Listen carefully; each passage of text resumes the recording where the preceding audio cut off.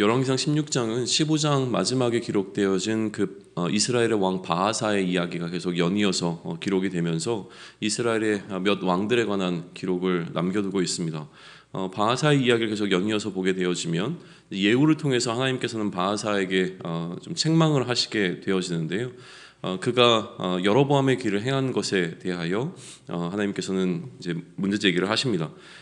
여로보암의 길로 행했기 때문에 여로보암의 집과 같은 결과를 이제 맞이하게 되어지는 것이죠. 마찬가지로 이 왕들을 기록함에 있어서 반복되는 어떤 요소들을 가지고 나름의 틀을 가지고 이 열왕기서 기자는 이 왕들에 대한 기록을 남기고 있는데 이제 역대 지략에 관한 언급이 또 나오게 되고요. 마지막으로 바하사의 죽음과 그의 뒤를 이어서 왕이 된 자에 관한 기록을 하고 있죠. 물론 이제 해설을 하나 더 덧붙이고 있는데요. 다시 한번 앞에 나왔던 이야기를 반복하면서 7절을 보시면 여호와의 말씀이 하나니의 아들 선지자 예후에게도 임하사 바하사와 그의 집을 꾸짖으심은 그가 여로보암의 집과 같이 여호와 보시기에 모든 악을 행하며 그의 손의 행위로 여호와를 노엽게 하였으며 또 그 집을 쳤음이더라 라고 되어 있습니다. 계속되는 이 이스라엘의 왕들을 향한 고발은 이처럼 이제 여로보암의 집과 같이 여호와 보시기에 악을 행하였다라고 하는 것에서 벗어나지 않습니다. 그 이후에 이제 바하사 이후에 왕이 되었던 엘라 역시 8절로부터 14절까지의 기록이 되어지는데 그 열왕기서 기자가 갖고 있는 이 기록의 틀 가운데서 먼저 즉위년과 통치 기간을 알려주고요.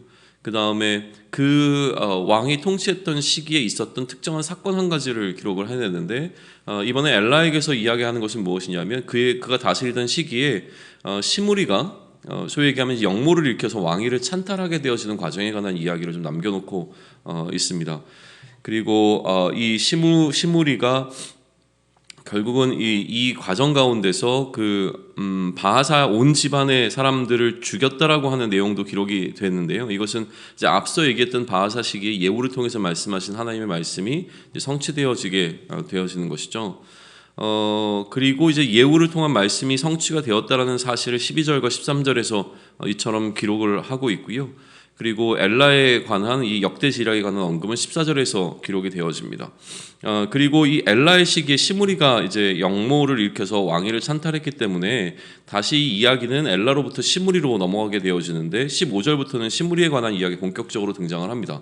그래서 그의 즉위년과 통치기간에 관한 이 기록을 남기고 있는데 주목해 볼 것은 그의 통치기간은 소위 우리가 얘기하는 3일 천하라고 얘기하게 되어지는데 7일 정도밖에 거의 한 일주일밖에 이제 통치를 못한 거였죠. 그러다 보니까 이제 시므리가 왕위를 찬탈했을 때 오히려 이제 시므리도 군 지휘관이었는데 다른 지휘관, 그러니까 군대 조직 안에서 나름대로 오므리를 왕으로 세우게 되어지는 또 뭐라 그러죠? 그 흐름이 좀 있었습니다. 그래서 양쪽에서 두 명의 왕이 지금 세워진 상황이 되어졌고요. 오므리가 이 시므리를 소위 얘기하면 시므리가 갖고 있는 이 왕권을 빼앗기 위하여 전쟁을 하기 위해서 찾아오죠. 그 상황 가운데서 시므리는 18절에 보게 되면 이제 자결을 하게 되어집니다. 그리고 시므리에 관한 평가가 19절에 기록되어지는데 그처럼 그가 단순히 7일 동안 왕이 되어서 통치했던 그 기간에도 불구하고 여호와 보시기에 악을 행하고 범죄하였다라고 하는 기록을 여전히 남겨놓고 있는 걸 보게 되어집니다. 역대 지략에 관한 언급 다시 등장하고요. 그 다음에 시므이의 후계자에 관한 기록이 연이어 등장을 하게 되어집니다. 이스라엘의 의견이 사실은 둘로 좀 나뉘게 되어지는데요. 디브니와 오므리라고 하는 두 사람 가운데서 누구를 이제 왕으로 세울 것인가라고 하는 이슈가 그들 가운데 올라오게 되어지고요. 디브니가 죽게 되어지고 이제 오므리가 왕으로 세워지게 되어졌다라고 하는 22절의 기록을 마주하게 되어집니다. 그래서 23절로부터는 이제 오므리에 관한 기록이 등장하게 되어지는데 마찬가지로 즉위년과 통치 기간에 관한 기록, 그리고 그가 통치했던 기간 가운데 주요한 사건을 또 기록하는데 사마리아가 이때 건설되었다라고 하는 정보를 우리에게 좀 알려주고 있습니다. 아울러 25절에는 오므리에 대한 평가를 하게 되어지는데 마찬가지로 여호와 보시기에 악을 행하였다. 그리고 26절은 여로보암의 모든 길로 행하였다라고 하는 평가를 내리고 있습니다. 이어지는 이야기는 이제 역대 지략에 관한 언급과 그리고 오므리의 죽음과 또 후계자로 아합이 세워졌다라고 하는 사실로 이 오므리에 관한 기록을 마치고 있죠. 마지막 파트는 이제 아합에 관한 이야기입니다. 그래서 아합이 언제 즉위했고 통치기간은 얼마나 되었는가를 29절에서 이야기를 하고요. 30절로부터 33절까지는 이 아합에 관한 평가가 이루어지게 되어지는데, 마찬가지로 이 아합은 여호와 보시기에 악을 행하고, 또 31절 보시게 되면 여로보암의 죄를 따라 행했다. 오히려 그것을 가볍게 여기고 더 심하게 했다라고 하는 기록을 남기고 있죠. 또 이 아합의 시대에 특별한 한 가지 사건이 기록이 되어지는데, 그것은 무엇이냐면 여리고성을 재건축하려고 하는 시도가 있었다라고 하는 거예요. 여호수아의 시기에 금지되었던 그 일이 이 아합의 시기에 와서 다시 한번 행해지고 있고, 그처럼 이 여리고성을 건축하게 되어졌을 때 임하게 된 하나님의 진노에 관한 부분이 이 아합의 시대에 재건축되어지는 과정 가운데서 실제가 되었다라고 하는 사실을 우리에게 알려주고 있는 것으로, 이 열왕기 16장은 몇 가지 이 왕들에 관한 기록을 우리에게 알려주고 있습니다. 이스라엘의 열왕들에 관한 기록을 쭉 계속 우리가 지난 15장부터 살펴보고 있는데, 열왕기서 기자는 이 왕들의 불의함을 계속 우리에게 고발하고 있죠. 여호와 보시기에 악을 행했던 왕들에 관한 이야기이고요. 또 이들이 행했던 악이라고 하는 것은 다윗의 길을 따른 것이 아니라 여로보암의 죄를 따랐다, 악을 행했다라고 하는 그것에 관해서 계속 반복해서 언급해주고 있습니다.